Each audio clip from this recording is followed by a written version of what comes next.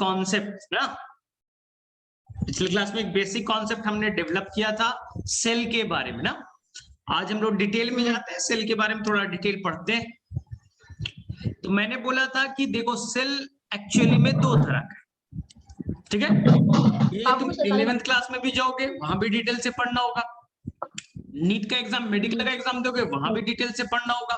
तो सेल बड़ा इंपॉर्टेंट है और बड़ा सिंपल सा भी है, ज्यादा कॉम्प्लेक्स तो है नहीं। तो सेल आपको पढ़ने दो तरह के, एक आपको पढ़िएगा प्रोकैरियोटिक और एक पढ़िएगा आप यू। यू का मतलब हमेशा याद रखना पूरे बायो में होता है ट्रू। यू का मतलब ट्रू होगा और कैरियो का मतलब न्यूक्लियस होगा। नाम से लिख रहा है कि यहाँ पास न्यूक्लियस ट्रू होंगे।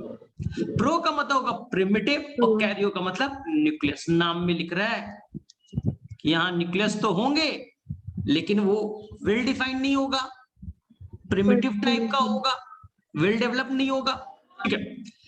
अब देखो सेल कोई भी हो तो उसके अंदर तीन फीचर मस्ट है। सबसे पहले बाहर का कवरिंग होना चाहिए, प्लाज्मा मेम्ब्रेन, ठीक है। यूकैरियोट्स भी है तो यहां भी बाहर का कवरिंग होना चाहिए, प्लाज्मा मेम्ब्रेन। हाँ, यूकैरियोट थोड़ा एडवांस है इसलिए साइज बड़ा होगा। यूकैरियोट में पहला चीज सीखा, साइज बड़ा होगा, और प्रोकैरियोट में साइज छोटा होगा। अलग अलग बुक पढ़ोगे अलग अलग थोड़ा सा वेरी करेगा, कहीं लिखेगा 1 to 10 माइक्रोमीटर, कहीं लिख देगा 5 माइक्रोमीटर, म्यू एम माइक्रोमीटर, ठीक है। माइक्रोमीटर क्या होता है, 10 पे पावर -6 को हम लोग माइक्रोमीटर कहते हैं।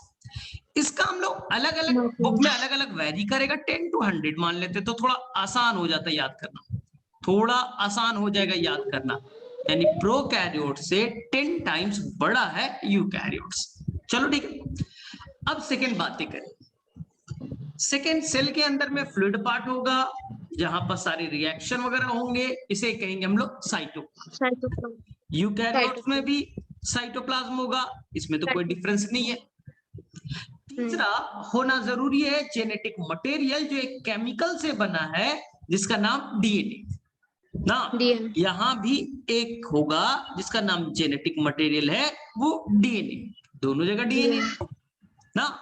लेकिन यहां के डीएनए, यहां का जो डीएनए है प्रोकैरियोट्स का, वो न्यूक्लियर मेम्ब्रेन से कवर्ड नहीं है। कवर्ड नहीं है तो क्या कहेंगे, नेकेड।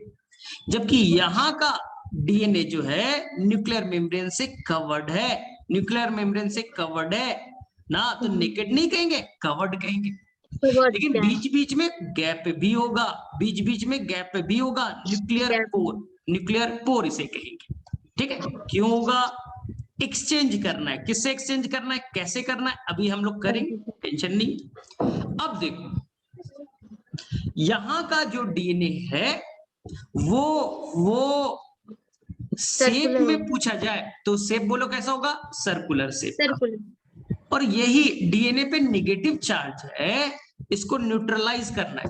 यहां भी डीएनए पे निगेटिव चार्ज है, न्यूट्रलाइज करना है। तो यूकैरियोट में न्यूट्रलाइज करने के लिए स्पेशल प्रोटीन होगा, हिस्टोन ना। तो डीएनए और हिस्टोन प्रोटीन मिल करके एक क्रोमोसोम बनाएंगे। तो कभी कभी हम लोग डीएनए को ही क्रोमोसोम कह देते हैं, क्योंकि डीएनए प्रोटीन आपस में मिल जाएगा और वो एक क्रोमोसोम का शेप दे देगा, एक क्रोमोसोम का नाम स्ट्रक्चर बना देगा। लेकिन यहाँ हिस्टोन प्रोटीन तो नहीं है, यहाँ क्या है, पॉलीएमाइड्स। तो कभी क्वेश्चन पूछा जाए कि ये बताइए डीएनए का शेप कैसा है या क्रोमोसोम का शेप कैसा है, तो आप याद रखिएगा सर्कुलर, हमारे अंदर कैसा है, लीनियर। चलो यहां तक क्लियर। अब हाँ बोलो सर, लेकिन क्रोमोसोम तो बनता है सेल डिवीजन के टाइम में, और वो तो नॉट लाइक स्ट्रक्चर। इसलिए मैं बोल रहा हूँ अभी केवल तुम्हें डीएनए याद रखना है, डीएनए याद रखना है कि कुछ प्रोटीन से मिल करके ना, जब जरूरत पड़ेगा सब सेल डिवाइड करने लगेगा तो अपने आप को खूब कॉइल कर लेगा, खूब कॉइल करेगा और मोटा धागे लाइक मोटा धागा बन जाएगा, उसे क्रोमोसोम कहेंगे। लेकिन सेल को भी डिवाइड नहीं कर, सेल को भी डिवाइड नहीं कर रहा है तो धागा खुला हुआ रहेगा, वो धागा खुला हुआ रहेगा उसे हम क्रोमैटिन कहेंगे। तो ये हम आगे में सीखेंगे कि जो आपका डीएनए है ना, वो हिस्टोन प्रोटीन से जुड़ा है, तो जब उसे डिवाइड नहीं करना है तो वो धागा नुमा अभी खुला हुआ है, पूरी चारों तरफ से बिखरा हुआ है ना, उसे क्रोमैटिन कहेंगे। लेकिन जब उसे डिवीजन करना है, डिवाइड करना है, तो अपने आप को कंडेंस करेगा, मोटा करेगा, थिक करेगा, तो वो क्या हो जाएगा, वो क्या हो जाएगा, तो वो हो जाएगा क्रोमोसोम। ये चीज याद रखिए। चलो ठीक है। सेकेंड चीज ध्यान से, अब यहां पास नंबर की बात करो तो प्रोकैरियोट में अगर क्रोमोसोम बोले या डीएनए बोले, आंसर फिक्स है, कितना होगा 1।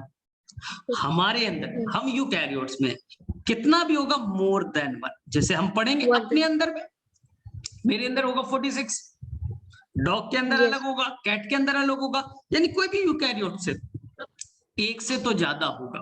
प्रोकैरियोट्स में 1 होगा और यूकैरियोट्स में 1 से ज्यादा होगा। एक डिफरेंस और सीधा देखो ध्यान से, ध्यान से देखो, यूकैरियोट्स में ये तो न्यूक्लियर मेम्ब्रेन बना दिया, एनएम न्यूक्लियर मेम्ब्रेन, अंदर का फ्लूइड न्यूक्लियोप्लास्ट, अंदर का फ्लूइड न्यूक्लियोप्लास्ट, और डेंस एक स्ट्रक्चर होगा न्यूक्लियोलस, डेंस स्ट्रक्चर होगा न्यूक्लियोलस। तो मुझे बताओ, न्यूक्लियर मेम्ब्रेन, न्यूक्लियोप्लाज्म, न्यूक्लियोलस और जेनेटिक मटेरियल, ये सभी को मिला दो तो ये कहलाएगा ट्रू न्यूक्लियस। ये क्या कहलाएगा, ट्रू न्यूक्लियस। अब समझ में आया ट्रू न्यूक्लियस? ठीक है, 4 चीजें, न्यूक्लियर मेम्ब्रेन, न्यूक्लियोलस, ये वाला स्ट्रक्चर न्यूक्लियोलस है, क्या करता है आगे में पढ़ेंगे, न्यूक्लियोप्लाज्म फ्लूइड पार्ट, न्यूक्लियस का फ्लूइड न्यूक्लियोप्लाज्म, ठीक है, और अंदर में जो येलो वाला है वो डीएनए है, जेनेटिक मटेरियल है, क्रोमोसोम, जो तुम्हारी मर्जी, जो तुम्हारी मर्जी अभी बोल सकते हो। ठीक है, अब देखो ध्यान से ना, यहां देखो, यहाँ ट्रू न्यूक्लियस तो नहीं है, तो इसे हमने क्या कहा था, इंसिपिएंट, जो वेल डेवलप नहीं है, इंसिपिएंट। इसी को हम लोग कहेंगे, इसी को हम लोग कहेंगे फॉल्स न्यूक्लियस, इसी को हम लोग कहेंगे फॉल्स न्यूक्लियस। चलिए ठीक है, सीखा थोड़ा सा। अब देखो आगे में डिफरेंस पे आओ। हर सेल को प्रोटीन बनाना है, दुनिया का कोई भी सेल हो उसे प्रोटीन बनाना आना चाहिए, और प्रोटीन बनाने के लिए एक स्ट्रक्चर चाहिए, राइबोसोम। हाँ, इसे कहेंगे प्रोटीन फैक्ट, प्रोटीन फैक्ट्री। देखो प्रोटीन बड़ा जरूरी है लाइफ के लिए, तुम्हारे अंदर बहुत सारे, ऊपर में बाल देखो, ये भी एक केराटिन प्रोटीन है, ब्लड में जाओगे हीमोग्लोबिन, ये भी एक प्रोटीन है, अंदर में कुछ हार्मोन्स होंगे, वो भी एक प्रोटीन है, एंटीबॉडीज, ये भी प्रोटीन है ना, मसल्स के अंदर बोलते हैं ना प्रोटीन है ना, तो पूरे बॉडी का मेन स्ट्रक्चर प्रोटीन ही होता है, और प्रोटीन बनाने का काम केवल और केवल राइबोसोम करेगा। ठीक है, लेकिन राइबोसोम तो दोनों में होने चाहिए। अब ध्यान से, यूकैरियोट्स बोलेगा मेरे पास में राइबोसोम जो है वो 2 तरह के। चल कौन कौन, एक पहले देखिए, यहाँ पर न्यूक्लियर मेम्ब्रेन से एक ऐसा नेटवर्क लाइक स्ट्रक्चर होगा, इसे कहेंगे endoplasmic reticulum, ER, endoplasmic reticulum. Indo का मतलब अंदर, प्लाज्मिक मतलब साइटोप्लाज्म, रेटिकुलम मतलब नेटवर्क की तरह। तो यहाँ पर नेटवर्क की तरह कुछ स्ट्रक्चर्स होता है, इसे कहते हैं इंडोप्लाज्मिक रेटिकुलम, इंडोप्लाज्मिक रेटिकुलम। हो गया? तो सर हमने तो 2 तरह का पढ़ा था। हाँ, 2 तरह का पढ़ा था। एक इंडोप्लाज्मिक रेटिकुलम है जो सेल मेम्ब्रेन से जुड़ा है, सेल मेम्ब्रेन से जुड़ा है, और एक जो है वो न्यूक्लियर मेम्ब्रेन से जुड़ा है। जो न्यूक्लियस के तरफ जुड़ा हुआ है उसे हम कहेंगे रफ इंडोप्लाज्मिक रेटिकुलम, और जो सेल मेम्ब्रेन की तरफ है उसे कहेंगे स्मूथ इंडोप्लाज्मिक रेटिकुलम। सर क्यों? सबको आता है अच्छे से, क्योंकि इधर में वो ग्रैनुलर दिखेगा, छोटे छोटे दाने जुड़े हुए दिखेंगे ना, वो राइबोसोम, यानी कि यहाँ राइबोसोम अटैच्ड है किससे, इंडोप्लाज्मिक रेटिकुलम से, तो इसे कहेंगे अटैच्ड राइबोसोम। क्या कहेंगे? Attach ribosome. तो ACR में क्या ग्रैनुलर होगा? नहीं सर, इंडोप्लाज्मिक रेटिकुलम तो है लेकिन उसके अंदर में राइबोसोम नहीं, तो स्मूथ नहीं, ए ग्रैनुलर। लेकिन सर यहाँ तो राइबोसोम अटैच है तो इसलिए कहेंगे रफ ग्रैनुलर है। चलिए, यानी कि अब राइबोसोम 2 तरह के, एक हो गए अटैच राइबोसोम जो यहां बना, एक राइबोसोम जो साइटोप्लाज्म में फ्रीली मौजूद है, साइटोप्लाज्म में फ्रीली मौजूद है, फ्री राइबोसोम। एक हो गया अटैच और एक हो गया फ्री। सर दोनों का काम, अरे दोनों का काम प्रोटीन बनाना है, दोनों का काम प्रोटीन ही बनाना है, तो फिर डिफरेंस क्या हुआ? दोनों का काम अगर प्रोटीन ही बनाना है तो डिफरेंस क्या हुआ? तो बोलिएगा बहुत आसान है, जो प्रोटीन सेल के घर के लिए चाहिए, सेल को अपने लिए चाहिए, ये प्रोटीन बाद में एंजाइम बन जाता है ना, तो ये जो सेल को अपने लिए चाहिए वो बनाएगा फ्री राइबोसोम। ये राइबोसोम जो फ्री है, अकेले है, वो घर का प्रोटीन बनाएगा। और ये राइबोसोम जो प्रोटीन बनाएगा रफ वाला, वो क्या करेगा? घर से बाहर भेजा जाएगा। अभी तुम पढ़ोगे कि यहाँ पर कुछ स्ट्रक्चर आएगा, गोल्जी बॉडी, वो इस प्रोटीन को मॉडिफाई करेगा, पैकेज करेगा और पैकेज करके बाहर भेज देगा। तो जो प्रोटीन सेल से बाहर जाना है वो रफ एंडोप्लाज्मिक रेटिकुलम, जो सेल के अंदर जाना है उस वो कौन बनाएगा? तो वो बनाएगा फ्री राइबोसोम। हाँ, अब देखो सर यहाँ पर कुछ 70s 80s का कॉन्सेप्ट था। हाँ, एस का मतलब इनडायरेक्टली साइज है, डायरेक्टली नहीं, डायरेक्टली 70s कहने का मतलब है कि यहाँ पास एस का मतलब होता है स्वेडबर्ग यूनिट या सेडिमेंटेशन कोएफिशिएंट। बोले ये क्या?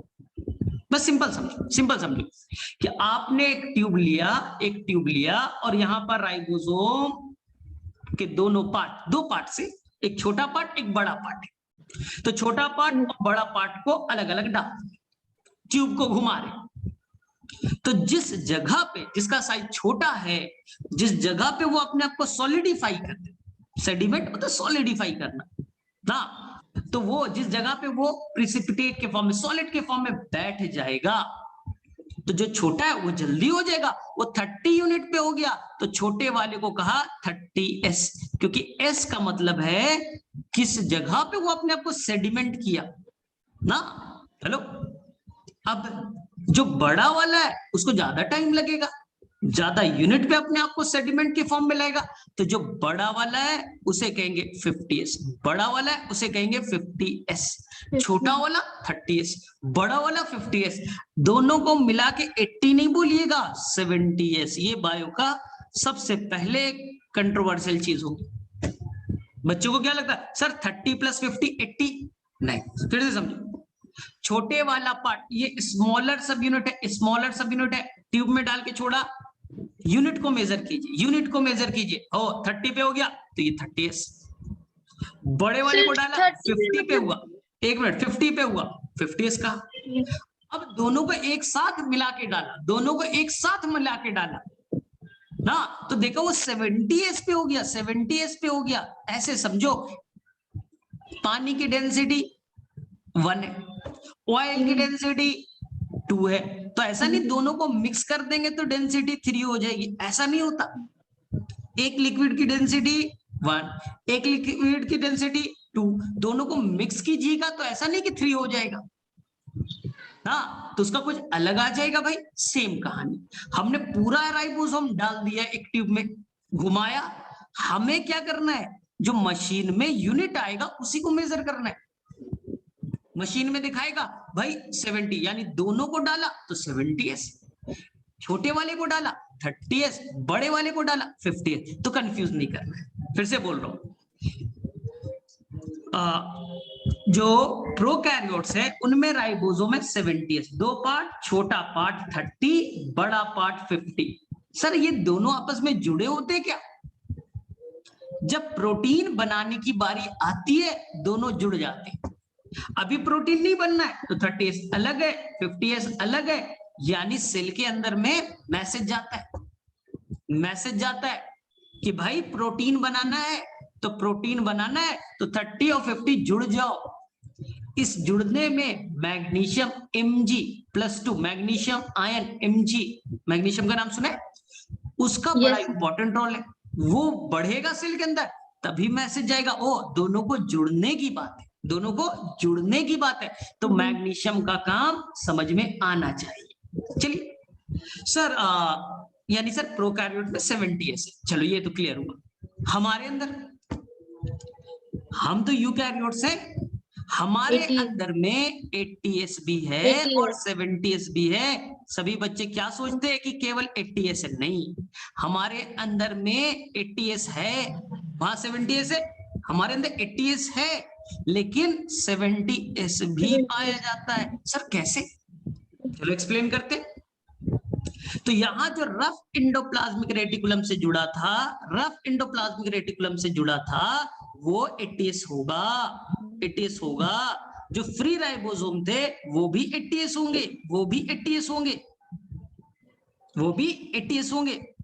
लेकिन हमारे सेल में एक ऑर्गेनेल है माइटोकॉन्ड्रिया, हमारे अंदर में एक ऑर्गेनेल है माइटोकॉन्ड्रिया, जिसे power house of the cell कहते हैं। हमारे अंदर में एक प्लास्टिड है, हमारे अंदर में एक प्लास्टिड है जिसे आप क्लोरोप्लास्ट, क्रोमोप्लास्ट कहते हो। एनिमल सेल में नहीं होता, प्लांट सेल में होते हैं, ठीक है।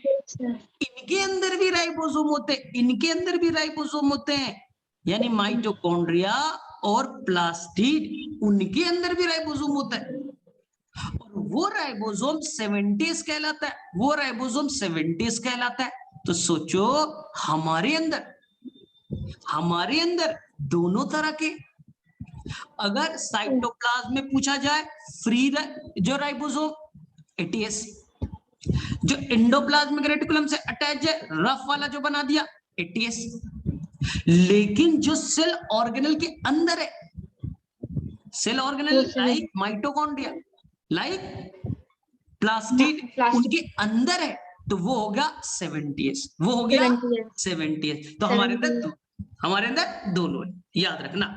पूछा जाएगा किस सेल ऑर्गेनल में है, तो बोलिएगा माइटोकॉन्ड्रिया और प्लास्टिड। इसलिए राइबोसोम को एक और नाम दे सकते हैं, ऑर्गेनल विद इन ऑर्गेनल। बोले मतलब कि तुम्हारे अंदर में माइटोकॉन्ड्रिया और प्लास्टिड एक ऑर्गेनल है, उसके अंदर में राइबोसोम आ गया, वो भी एक ऑर्गेनल है। अरे तो राइबोसोम ऑर्गेनल के अंदर का ऑर्गेनल है।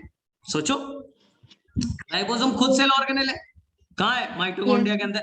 अरे माइटोकॉन्ड्रिया तो खुद सेल ऑर्गेनल है, तो ऑर्गेनल विद इन ऑर्गेनल कह सकते हो किसको? तो ये राइबोसोम, ठीक है सर। लेकिन एक दिक्कत है, एक है कि यहाँ पास 80s है तो उसके भी दो पार्ट होंगे ना। हाँ, एक छोटा पार्ट स्मॉलर और एक बड़ा पार्ट लार्जर, एक स्मॉलर और एक लार्जर। तो जो स्मॉलर होगा वो 40s होगा और लार्जर 60s होगा। फिर से बच्चा क्या सोचेगा, 60 + 40 100, नहीं, यहाँ पर आएगा 80, यहाँ पर क्या आएगा 80। सेम कॉन्सेप्ट, आपने छोटे वाले पार्ट को डाला, घुमाया, मशीन में मेजर किया, वो 40 पे जाके अपने आप को सेडिमेंट कर रहा है। बड़ा वाला डाला 60 पे कर रहा है, दोनों को एक साथ डाला तो जरूरी नहीं कि 100 पे करेगा, 80 पे करेगा।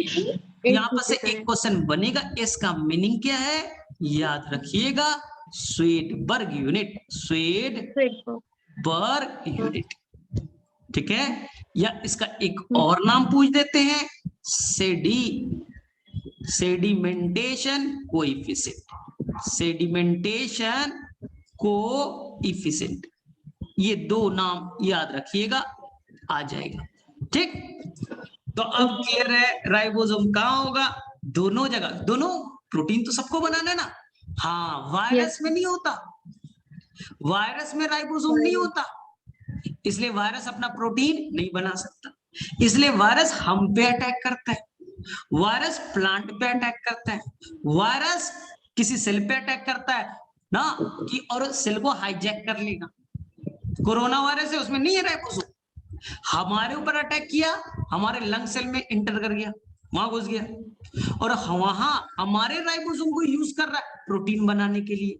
तो वायरस के पास अपना प्रोटीन बनाने का नहीं है, इसलिए वो मजबूरी में हम पे अटैक करता है ना, क्योंकि हम होस्ट है, हमारे बिना वो रह ही नहीं सकता, हमारे बिना उसका लाइफ ही नहीं है, क्योंकि प्रोटीन ही नहीं बना सकता, इसलिए वायरस मजबूरी में अटैक करता है कि कहीं अटैक करे, उसके अंदर का राइबोसोम यूज कर लेंगे।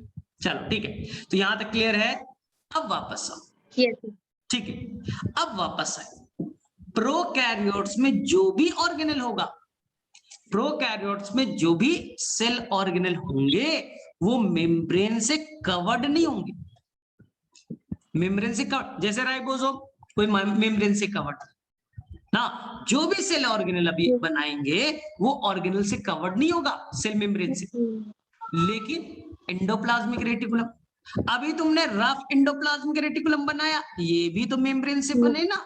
अरे एक प्लाज्मा मेम्ब्रेन तो है ही है, बाहर का कवरिंग प्लाज्मा मेम्ब्रेन तो है ही है, एक मेम्ब्रेन तो है ही है, लेकिन अंदर में बहुत सारे ऑर्गेनल भी मेम्ब्रेन से बने, जैसे कि माइटोकॉन्ड्रिया बोलेगा हम भी मेम्ब्रेन से बने, जैसे कि प्लास्टिड हम भी मेम्ब्रेन से बने, गोल्जी बॉडी हम भी मेम्ब्रेन से बने, लाइसोसोम हम भी मेम्ब्रेन से बने।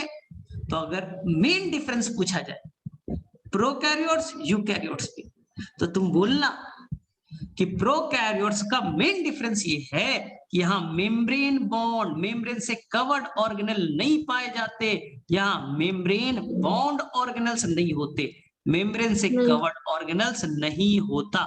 ये चीज याद रखिएगा, ये चीज याद रखिएगा, बहुत काम आएगा। सर यूकैरियोट्स में होते, तभी तो डिफरेंस हुआ। लेकिन अब तीन कहानी, यूकैरियोट्स में जो ऑर्गेनल होंगे वो तीन तरह के ऑर्गेनल्स होंगे जो दो मेम्ब्रेन से कवर्ड होगा, कुछ ऑर्गेनल्स होंगे जो दो मेम्ब्रेन से कवर्ड होगा। सर कौन? अभी बोला तो बोलो कौन? माइटोकॉन्ड्रिया। माइटोकॉन्ड्रिया के साथ प्लास्टिड भी और न्यूक्लियस भी ना, न्यूक्लियस भी तो दो से कवर्ड है, न्यूक्लियस भी तो दो से कवर्ड है। तो बताओ तीन ऑर्गेनल कौन कौन हो गए जो दो मेम्ब्रेन से कवर्ड है? Mitochondria, plastid and nucleus. हाँ, अब बताओ तीन ऑर्गेनल ऐसे हैं जो मेम्ब्रेन से कवर्ड नहीं है, तीन ऑर्गेनल है जो मेम्ब्रेन से कवर्ड नहीं है, मेम्ब्रेन लेस। यानी सर हमारे अंदर मेम्ब्रेन लेस भी होगा और मेम्ब्रेन बाउंड भी होगा। हाँ, लेकिन यूनिक क्या है, प्रोकैरियोट में मेम्ब्रेन लेस ही केवल है, मेम्ब्रेन बाउंड नहीं है। हमारे अंदर मेम्ब्रेन बाउंड है ना सर, तो मेम्ब्रेन लेस हमारे अंदर कौन है? पहला तो एग्जांपल पहले ही बता दिया, राइबोसोम। राइबोसोम कोई मेम्ब्रेन से कवर्ड नहीं है, राइबोसोम एकमात्र ऐसा स्ट्रक्चर है, राइबोसोम एकमात्र एक ऐसा स्ट्रक्चर है जो प्रोकैरियोट्स में भी होगा यूकैरियोट्स में भी होगा। हाँ, तो पूछा जाए कॉमन कौन है, तो बोलिए बस जिसे प्रोटीन बनाना आता है, और प्रोटीन तो हर सेल को चाहिए, वो प्रोकैरियोट्स हो यूकैरियोट्स हो, चाहिए तो सभी को, बोले हाँ। फिर एक सेल ऑर्गेनल होगा जिसे आप सेंट्रियोल कहिएगा, सेंट्रियोल कहिएगा या सेंट्रोजोम कहेंगे। क्या है, कैसे काम करता है, क्या फिगर है, ये बात की बात है, ये बात की बात है, अभी नहीं। ये केवल एनिमल सेल में होगा, प्लांट सेल में तो नहीं होते, केवल एनिमल सेल में होगा। और ये भी मेम्ब्रेन से कवर्ड नहीं है, ये भी मेम्ब्रेन से कवर्ड नहीं। सर काम क्या करता है? Cell division. C4 centriole, C4 cell division. तो सेल डिवीजन करने के लिए एक ऑर्गेनल चाहिए ना, तो उस ऑर्गेनल वो भी मेम्ब्रेन से कवर्ड नहीं है, हो गए ना दो। तीसरा एक है बच्चा न्यूक्लियोलस, न्यूक्लियोलस, न्यूक्लियस के अंदर क्या है? न्यूक्लियोलस, ये भी मेम्ब्रेन बाउंड नहीं है। तो सर ये तो न्यूक्लियस का पार्ट ही हो गया, तो क्यों ऑर्गेनल बोल रहे हैं? ऑर्गेनल तो न्यूक्लियस है ना। लेकिन अगर क्वेश्चन आ गया कि न्यूक्लियोलस कैसा है, तो बोलिएगा न्यूक्लियोलस भी मेम्ब्रेन लेस है, मेम्ब्रेन से कवर्ड नहीं है। अगर इसे ऑर्गेनल माने, ऑर्गेनल तो नहीं बोलेंगे क्योंकि न्यूक्लियस का ही पार्ट है, लेकिन फिर भी याद रखना तीन ऐसे चीजें देखी जो ऑर्गन से कवर्ड नहीं है, मेम्ब्रेन से कवर्ड नहीं है। बोलो कौन कौन? न्यूक्लियोलस एंड सेंट्रोसोम और राइबोसोम। हाँ, राइबोसोम, ये तीन जो है वो मेम्ब्रेन से कवर्ड नहीं है, it is a membrane less. ठीक है, याद रहेगा यहां तक। अब देखो ध्यान से, सर मेम्ब्रेन बाउंड बाकी सारे, अरे बहुत सारे ऑर्गेनल है, 10-15 ऑर्गेनल्स है, लेकिन बाकी सारे मेम्ब्रेन से कवर्ड। मेम्ब्रेन कवर्ड दो तरह के, एक सिंगल मेम्ब्रेनस, एक हाँ, double single membrane. Membrane, double membrane. Double membrane के 3 एग्जांपल बताओ। Mitochondria, plastid mitochondria, and plastid, nucleus. Nucleus. अब बताओ सिंगल मेम्ब्रेन, बोले सर सारे, बाकी जितने बच गए, बाकी जितने बच गए वो single membrane. Endoplasmic reticulum single membrane, Golgi body single membrane, lysosome single membrane. और भी कुछ भी पढ़ेंगे, कुछ और एक्स्ट्रा भी पढ़ेंगे, पेरोक्सिसोम वगैरह, वो आगे में पढ़ना, नहीं पढ़ना भी, तो वो भी फिक्स्ड है, सिंगल मेम्ब्रेन ही होगा, वो फिक्स्ड है, सिंगल मेम्ब्रेन ही होगा। क्लियर यहां तक? तो अब बताओ, Yes. यानी कि हमें मेन प्रोकैरियोट्स यूकैरियोट में डिफरेंस समझ में आ गया, हमें डिफरेंस Sir. थोड़ा समझ में आ गया। मेम्ब्रेन बाउंड का डिफरेंस याद रखना है, राइबोसोम का डिफरेंस याद रखना है, साइज का डिफरेंस याद रखना है, हिस्टोन प्रोटीन कहाँ है, कहाँ एब्सेंट याद रखना है, डीएनए का शेप कहाँ सर्कुलर है, कहाँ लीनियर है, कहाँ Yeah. डीएनए नेकेड है, कहाँ कवर्ड है, वो याद रखना है। चलो Yeah. तो मैं पूछता हूँ, बताते जाना। चलो ये बताओ, Okay. कहाँ का डीएनए नेकेड है? प्रोकैरियोटिक। ठीक है, चलो यहाँ बताओ ध्यान से, कहाँ क्रोमोसोम या डीएनए सर्कुलर शेप का है? क्रोमोसोम या प्रोकैरियोटिक। ठीक है, ये बताओ कहाँ हिस्टोन प्रोटीन एब्सेंट है? प्रोकैरियोटिक। ठीक है, कहाँ डीएनए कवर्ड है? यूकैरियोटिक। ठीक है, कहाँ राइबोसोम पाए जाएंगे? दोनों में। दोनों में पाए जाएंगे। ठीक है, ये बताओ प्रोकैरियोट में राइबोसोम कैसा होगा? राइबोसोम फ्री होगा, फ्री भी होगा, फ्री नहीं होगा। नहीं, प्रोकैरियोट्स में राइबोसोम कैसा होगा? 70s 80s? 70s। ठीक है, 70s के दो पार्ट हैं, स्मॉलर सब यूनिट, लार्जर सब यूनिट, उसका यूनिट का नाम बताओ। सिडबर्ग। हाँ ठीक है, और वो कौन से यूनिट से? 30 50 60 40 कुछ ऐसा बताया था?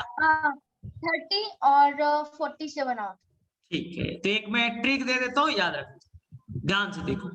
यहां बस लिख दिया तुमने स्मॉलर पार्ट 30, हम यहाँ पे पहले 70s बनाएंगे और यहाँ बनाएंगे 80s, इससे याद हो जाएगा हमेशा के लिए। यहाँ पर लिखा 30, यहाँ लिखा 50, 30 50, स्मॉलर 30, लार्जर 50, मिल करके 70। इधर देखो, इधर बना 40, इधर बना 40, इधर बना 60, 40 और 60 100 नहीं कहिएगा, 80s कहिएगा, 100 नहीं कहिएगा, 80s कहिएगा। देखो याद कैसे करना है, याद देखो, यहाँ लिखा 30, यहाँ लिखा 30, 30, यहाँ लिखा 40, 30 के बाद क्या आया? 40। फिर हमने क्या किया? 50, 50, 50 के बाद क्या आया? 60, 60 के बाद क्या आया? 70, यहाँ क्या आया? 80। देखो तो याद हो जाएगा, फिर कंफ्यूज नहीं होगा। 30, 40, 50, 60, 70, 80 हो गया, तो कंफ्यूज नहीं हो गए अब कि 60s किससे बना है, 50s किससे बना है। चल अब बताओ, ठीक है, ये बताओ यूकैरियोट में राइबोसोम कितने तरह के? 70s 80s? दो तरह के। यूकैरियोट में कितने तरह के? बोथ। ठीक है, ये बताओ हमारे अंदर में ribosome free ribosome, attach ribosome? दोनों। दोनों। तो ये बताओ फ्री राइबोसोम क्या करेगा? फ्री राइबोसोम प्रोटीन बनाएगा। किसके लिए? सेल के लिए, अपने लिए, अपने सेल घर के लिए, अपने सेल के लिए। और बताइए अटैच वाला क्या करेगा? अटैच वाला सेल के बाहर, हाँ, सिक्रीट करने के लिए। गोल्गी apparatus से होते हुए बाहर जाएगा। हाँ, जैसे कि बहुत सारे जो ग्लैंड्स होते हैं हार्मोन रिलीज करते हैं, बहुत सारे एंजाइम्स रिलीज करते हैं, तो एंजाइम रिलीज किया, हार्मोन रिलीज किया, कुछ का सिक्रीशन होना, सेल ही तो सिक्रीट करेगा ना, तो सिक्रीट कौन वाला पार्ट करेगा? कौन सा राइबोसोम? Attach ribosome. चलो माइटोकॉन्ड्रिया और प्लास्टिड, माइटोकॉन्ड्रिया और प्लास्टिड बोलो कैसा राइबोसोम रखेगा? Mitochondria 70s। ठीक है, अब ध्यान से सुनना, हमारे अंदर डीएनए कैसा, लीनियर या सर्कुलर? लीनियर। ठीक है, लेकिन अब ध्यान से सुनना, ध्यान से सुनना, हमारे अंदर में डीएनए का है, तुम बोलोगे न्यूक्लियस के अंदर 99% जो डीएनए वो न्यूक्लियस में ही है। तो सर 1% और कहाँ है? आपके माइटोकॉन्ड्रिया, माइटोकॉन्ड्रिया में भी डीएनए का पार्ट होता है। कुछ डीएनए माइटोकॉन्ड्रिया में भी होंगे, कुछ डीएनए आपके प्लास्टिड में भी होंगे, लेकिन ये सर्कुलर शेप का होगा, ये सर्कुलर शेप का होगा। तो हमारे अंदर डीएनए न्यूक्लियस के तो अंदर है ही है, सबको मालूम है 99% डीएनए अंदर ही होते, किसी को कोई कंफ्यूजन नहीं है। लेकिन हमारे अंदर कुछ डीएनए न्यूक्लियस के बाहर जो सेल ऑर्गेनल है, जैसे माइटोकॉन्ड्रिया, जैसे प्लास्टिड, वहां पाया जाएगा, ये याद रखना। और माइटोकॉन्ड्रिया में डीएनए सिंगल नंबर में होगा, अकेला होगा, एक ही होगा, सर्कुलर शेप। प्लास्टिड के अंदर में एक ही होगा, सर्कुलर शेप का होगा। तो ध्यान से सुनो सर, तब तो माइटोकॉन्ड्रिया और बैक्टीरिया में बहुत सारा सिमिलरिटी हो गया। बोले हाँ एकदम, देखो माइटोकॉन्ड्रिया में 70s राइबोसोम, बैक्टीरिया में 70s राइबोसोम, माइटोकॉन्ड्रिया में डबल स्टैंडर्ड डीएनए, माइटोकॉन्ड्रिया में सर्कुलर डीएनए, बैक्टीरिया में circular DNA. Bacteria boundary fission से टूट करके डिवाइड करेगा, टूट जाएगा पीछे, 2 पार्ट्स में टूट गया। माइटोकॉन्ड्रिया भी बाइंड्री फिजन से ही डबल कर लेगा, नया माइटोकॉन्ड्रिया नहीं बनता अपने आप। पहले वाला माइटोकॉन्ड्रिया है, उसमें डिवीजन हुआ, 2 माइटोकॉन्ड्रिया बन गए। इसलिए साइंटिस्ट का मानना है कि ये माइटोकॉन्ड्रिया जो तुम्हें दिख रहा है ना, वो किसी जमाने में बैक्टीरिया ही होगा, किसी जमाने में बैक्टीरिया ही होगा, प्रोकैरियोटिक सेल होगा। और हमारा सेल यूकैरियोटिक था, हम बड़े थे, किसी तरह से वो बैक्टीरिया हमारे सेल में इंटर कर गया, हमने उसे रहने की जगह दे दी, हमने उसे कहा खाना दिया, बदले में बोला अरे तू एटीपी बना दे, तू पावर हाउस बन जा मेरा। उस बैक्टीरिया के अंदर ऐसा पावर था, एनर्जी बना सकता था, ताकत बना सकता था, एटीपी बना सकता था। तो हमारे सेल ने ऑफर कर दिया कि तुम यही रह जाओ ना, यही रह जाओ तुम, और यही मेरे साथ रहो, बदले में हम तुमको प्रोटेक्शन भी दे देंगे, जगह भी दे देंगे, जो मांगोगे सब कुछ देंगे, बदले में मेरे लिए एनर्जी बना दो। तो ऐसा मानना है कि जो माइटोकॉन्ड्रिया है वो किसी जमाने में प्रोकैरियोटिक बैक्टीरिया हुआ करता था, लेकिन हमारे अंदर में समा गया, हमारे सेल में, और वो कन्वर्ट हो गया माइटोकॉन्ड्रिया में। सर एविडेंस है क्या आपके पास? हाँ एविडेंस है, bacteria circular DNA, mitochondria circular DNA, bacteria में एक डीएनए, माइटोकॉन्ड्रिया में भी एक ही डीएनए, बैक्टीरिया में 70s तो माइटोकॉन्ड्रिया में भी 70s, बैक्टीरिया बाइंड्री फिजन तो माइटोकॉन्ड्रिया भी बाइंड्री फिजन। सेम कहानी प्लास्टिड की है, सेम कहानी प्लास्टिड की है। बोले मतलब, यानी कि हमारे सेल ने एक बैक्टीरिया को ऑफर किया, वो बैक्टीरिया में पिगमेंट थे, वो बैक्टीरिया फोटोसिंथेसिस करता था, खुद से खाना बना लेता था। तो हमारे सेल ने उसे ऑफर कर दिया कि ऐसा कर मेरे अंदर में आके रह, ऐसा कर मेरे अंदर में आकर रह, तुझे रहने के लिए जगह चाहिए, हाँ, प्रोटेक्शन चाहिए, हाँ, बदले में तेरे पास पिगमेंट है, तो सनलाइट को पकड़ सकता है, तू फोटोसिंथेसिस कर सकता है, ऐसा कर फोटोसिंथेसिस मेरा फूड बना दे ना, फूड तू भी खा, मुझे भी दे दे, मुझे भी दे दे भाई ना। तो ऐसा करते हैं, मेरे अंदर में समा जाते। तो सेम कहानी, ये भी किसी जमाने में एक बैक्टीरिया हुआ करता था जो फोटोसिंथेसिस करता था ना, हमारे अंदर में समा गया और वो प्लास्टिड में कन्वर्ट हो गया।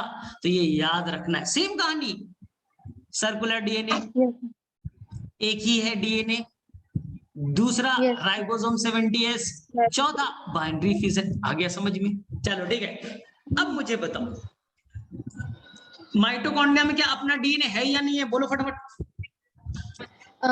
माइटोकॉन्ड्रिया में यस है। हाँ, तो डीएनए अपना है, डीएनए से एक चीज बनता है आरएनए, याद रखना, डीएनए से क्या बनता है?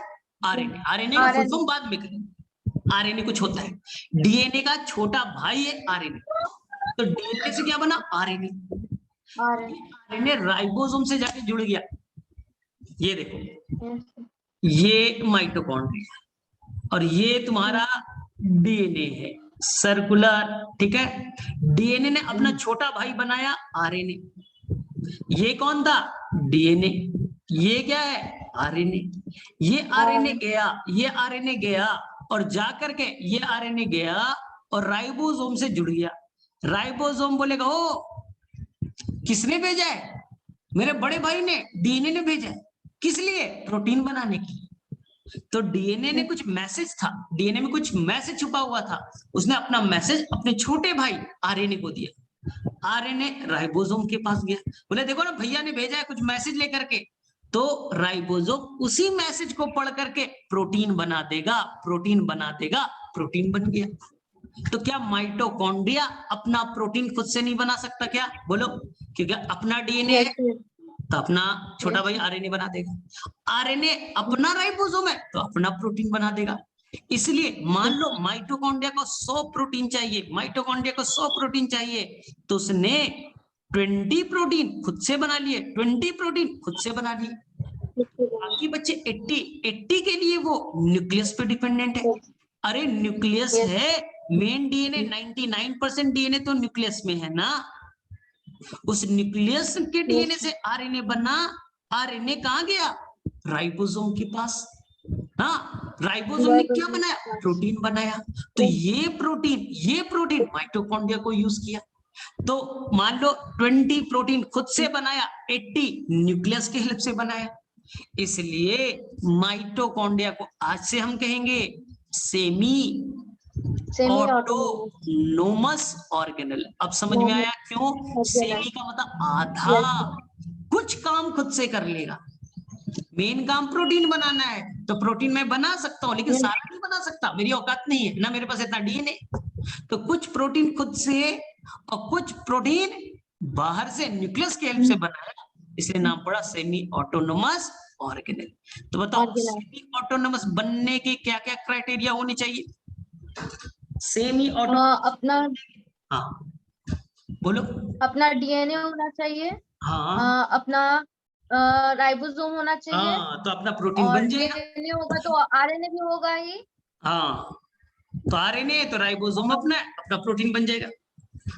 तो बताओ यूकैरियोट में दो ऐसे ऑर्गेनेल कौन कौन होंगे जो अपना प्रोटीन खुद से बना सकते हैं, जिसे हम सेमी ऑटोनोमस ऑर्गेनेल कहेंगे?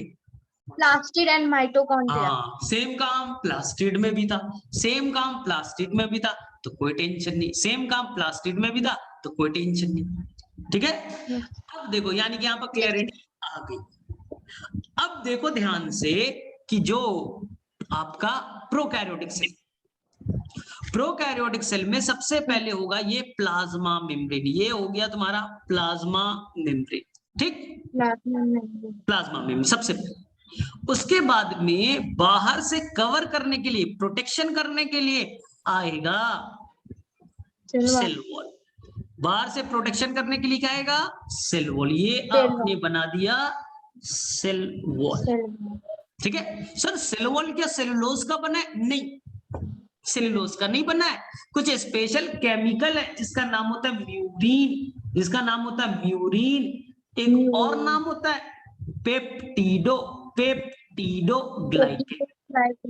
सर ये पेप्टिडोग्लाइकेन क्या है समझो पहले। पेप्टिडो का मतलब प्रोटीन, पेप्टाइड प्रोटीन, ग्लाइकेन का मतलब शुगर, यानी ये प्रोटीन और शुगर के मिक्सिंग से बना है, प्रोटीन प्लस शुगर के मिक्सिंग से बना है, प्रोटीन प्लस शुगर के मिक्सिंग से बना है। अब बताओ ध्यान से, सेल वॉल क्लियर। अब यहां पास एक हमने बना दिया, क्या बनाया? एक और चीज बनाया जिसका नाम है ग्लाइकोकैलिक्स, जिसका नाम है ग्लाइकोकैलिक्स। कैलिक्स। सर ये क्या है? ग्लाइको का मतलब शुगर, ग्लाइको का मतलब शुगर, ग्लाइको कैलिक्स। अब बताओ कितने लेयर हो गए? 3। सबसे पहले ये येलो वाला पीला वाला दिखा, क्या नाम है बोलो? सेल क्या वॉल नाम? नहीं, सेल मेम्ब्रेन। हाँ, सेल मेम्ब्रेन या प्लाज्मा मेम्ब्रेन, करेक्ट। ठीक है, अब बोलो ये व्हाइट वाला क्या है? Cell wall. Cell wall. ठीक है, अब देखो ये नीला वाला क्या है? Sir glycocalyx, glycocalyx. तो बताओ कितने लेयर हो गए? सर 3 लेयर हो गया ना। इस तीनों लेयर को मिला दो, इस तीनों लेयर को मिला दो, इस तीनों लेयर को मिक्स करके पढ़िए, तीनों लेयर को मिला करके पढ़िए। इसे कहेंगे ना सेल इनवेलप, इसे कहेंगे बच्चा सेल इनवेलप, इसे कहेंगे सेल इनवेलप। अब सेल इनवेलप के कितने parts? 3 part, plasma membrane, cell wall and glycocalyx. तीनों मिलकर के जो बनाया, एक हार्ड कवरिंग बना दिया, सेल इनवेलप कहलाएगा। बाहर का बाउंड्री बना दी, पूरा बाउंड्री बन चुके। अब ये ग्लाइकोकैलिक्स कभी कभी बहुत पतले होंगे, थिन होगा, पतले होंगे, एकदम पतले से थिन अगर होगा, सॉफ्ट होगा, तो इसे कहेंगे स्लाइम लेयर, स्लाइम लेयर। अगर पतला है तो स्लाइम लेयर के नाम से जाना जाएगा। लेकिन अगर मोटा है, हार्ड है, मोटा है, हार्ड है, तो नाम कहेंगे कैप्सूल, नाम कहेंगे कैप्सूल। याद रहेगा, क्या नाम देंगे? कैप्सूल। कैप्सूल वो वाला नहीं, दवा वाला कैप्सूल नहीं, हार्ड लेयर बनाया। तो यहां देखो, फिर से समझो, ये देखिए प्लाज्मा मेम्ब्रेन, ये प्लाज्मा मेम्ब्रेन, दोनों में कॉमन। ये सेल वॉल, ये सेल वॉल, दोनों में कॉमन। ये देखो यहाँ पास हमने जो बनाया ग्लाइकोकैलिक्स, पतला सा बना दिया, पतला सा बनाया, स्लाइम लेयर। और यहाँ देखो मोटा सा बनाया, हार्ड बनाया, तो क्या काम नाम देंगे? कैप्सूल। सर फायदा क्या है कैप्सूल से? जब बैक्टीरिया तुम्हारे ऊपर अटैक करेगा, तुम्हारे अंदर इंटर करेगा, तो तुम्हारे अंदर अगर कैप्सूल, बैक्टीरिया का कैप्सूल है ना, तो तुम्हारा इम्यून सिस्टम इसे पहचान नहीं पाएगा। तुम्हारा जो WBC जो मारता है ना सबको, वो पहचान ही नहीं पाएगा, उसको खा ही नहीं पाएगा, तो बैक्टीरिया मरेगा ही नहीं। बैक्टीरिया का मरेगा नहीं तो बैक्टीरिया क्या करेगा? वहां पहले डिवाइड करेगा, नंबर को बढ़ाएगा, डिजीज कॉज करेगा। तो ये मेनली डिजीज कॉज कर देगा। लेकिन सर जो पतला वाला है, जैसे ही तुम्हारे अंदर आ गया, तो तुम्हारा इम्यून सिस्टम WBC आराम से पकड़ लेगा, उसको डिग्रेड कर देगा, खा जाएगा, तो मर जाएगा, तो तुम्हें डिजीज नहीं होगा। तो जो भी पैथोजेनिक बैक्टीरिया होते हैं जो डिजीज कॉज करते हैं, उनमें जनरली क्या होता है? कैप्सूल होता है। Capsule outer covering, hard covering को कहते हैं। ठीक है, चलो तो यहां तक क्लियर है? फटाफट बोलो। Yes sir. ठीक है, अब देखो, ठीक है, यहां देखो, ये जो सेल वॉल है, सेल मेम्ब्रेन है, ये सेल मेम्ब्रेन है।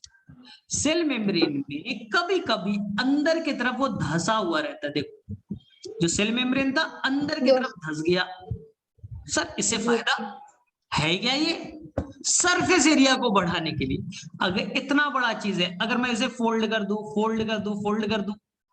हाँ फोल्ड कर दूं, तो कम एरिया में आ जाएगा।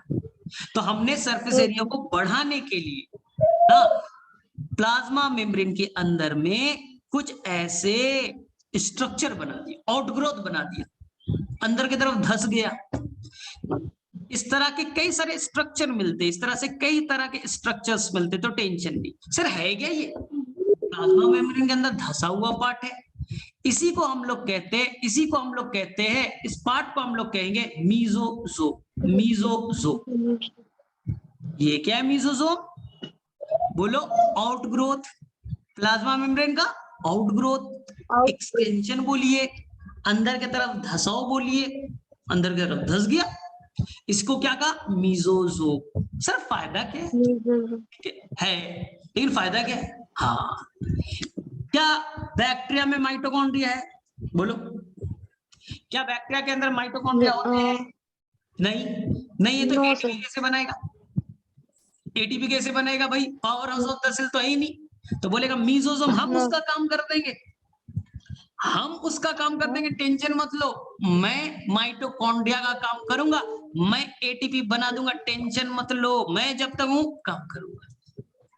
अरे सोचो, वहां माइटोकॉन्ड्रिया था, यहाँ तो माइटोकॉन्ड्रिया नहीं है ना, तो सर एटीपी कैसे Yes, बनेगा? sir. ये बनेगा। ये बोलेगा अरे गोल्जी बॉडी नहीं है तो क्या हुआ, सिक्रीशन हम कर देंगे, सिक्रीशन हम कर देंगे। और जब सेल डिवाइड करेगा ना, तो सेल वॉल फॉर्मेशन, दीवार वार बोलोगे हम ही बना देंगे, हम ही बना देंगे। और जो ये डीएनए है ना तुम्हारा, डीएनए एक ही है ना, बैक्टीरिया के अंदर Yes, sir. डीएनए कितने? एक ही है। अब बैक्टीरिया डबल हो गया, एक से दो हो गए, एक से दो हो गए, बंटवारा हो गया, एक से दो बन गए, और डीएनए एक ही था। तो बैक्टीरिया बोलता है यार डीएनए एक ही है और मेरे दो बेटे बनेंगे, आधा आधा दे देंगे डीएनए, तो मेरे बेटे में आधा ही डीएनए जाएगा, फिर से वो डिवाइड करेगा, आधा आधा टूट जाएगा, तो धीरे धीरे तो डीएनए खत्म हो जाएगा। अगर डीएनए 1 मीटर का है, तुमने 2 पार्ट्स में तोड़ दिया, फिर वो टूटते जाएगा। हर 20 मिनट्स पे 20 मिनट में बैक्टीरिया डिवाइड कर जाता है। तब तो भाई एक टाइम आएगा डीएनए ही खत्म हो जाएगा। इसलिए बैक्टीरिया ने बोला कि मेरे पास जो डीएनए ना, उसका एक और कॉपी बना दो, सेम उसकी तरह एक और कॉपी बना दो, हूबहू, कोई चेंज नहीं, एक था उसका कॉपी बना दो। जैसे तुमने बैंक में 100 रुपए डाले, 10 सालों के लिए छोड़ दिया, पैसा डबल हो गया, पैसा डबल हो गया। मेरे पास 1 लाख रुपए थे, मेरे बेटे ने बोला, दो बेटे, दोनों बेटे आए, बोले पापा मुझे पैसा दो 1 लाख रुपए। मैं बोले ठीक है, दोनों को 1-1 लाख रुपया देंगे, लेकिन मेरे पास तो 1 ही लाख रुपए है, मैं क्या करूं? तो मैंने क्या किया, बैंक में डाल दिया। बैंक में 10 साल के बाद, 15 साल के बाद 2 लाख हुए, तो मैं दोनों में 1-1 बांट दूंगा। तो यही काम बैक्टीरिया करता है। डीएनए एक है, इसलिए अपने आप को डबल कर लिया, इसी प्रोसेस को कहते हैं रेप्लिकेशन। अपना कॉपी बना लिया, रेप्लिकेशन। 2 बन गए, अब दोनों में 1-1 का बंटवारा कर देंगे, दोनों में 1-1 का बंटवारा कर देंगे, दोनों में 1-1 बांट देंगे, हो गया। इसलिए फायदेमंद है। तुम्हारे अंदर क्रोमोसोम 46, सर Yes. हमारे अंदर सेल में 46 क्रोमोसोम है, 1 से 2 बन गया, तो दोनों में सर तो 23 हो जाएगा, फिर सेल डिवाइड करेगा, फिर क्रोमोसोम घट जाएंगे, तब तो खत्म हो जाएगा क्रोमोसोम। इसलिए जब सेल डिवाइड करता है तो पहले 46 को 92 में कन्वर्ट करेगा, 46 को 92 में कन्वर्ट करेगा, फिर 46 और 46 का बंटवारा कर देगा, फिर 46 का बंटवारा कर देगा। तो याद रखना। तो सर ये रेप्लिकेशन कौन कराता है? यही, इसलिए मैंने बताया मीजोसोम का एक और काम डीएनए का डबलिंग करना, उसकी copy banana, it is called replication. ठीक है, याद रहेगा। चलो तो आज हम लोग यहीं तक रखते हैं, ठीक है, यहां तक रखते हैं। अगले क्लास में इस पे हम लोग क्वेश्चंस वगैरह थोड़े से डिफिकल्ट करेंगे, थोड़ा हायर लेवल के, क्योंकि बेसिक तो तुम पढ़ ही रहे हो। ठीक है, तो यहाँ तक कर ले, समझ में आ जाएगा। मैं लेक्चर को रिकॉर्ड करके भेज भी दूंगा। 1 मिनट।